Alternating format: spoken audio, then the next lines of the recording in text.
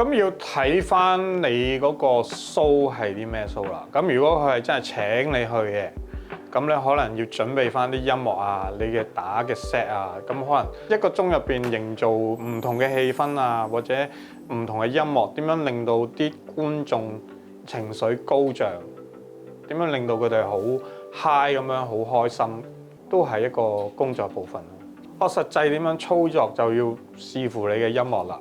喺節奏啊、旋律啊、氛圍啊，咁好大範圍嘅。咁你要去揀唔同嘅歌，點樣去連接到好流暢，令到人哋好跟住咗你個節奏一齊跳舞啊，或者令到好 high 咁啊。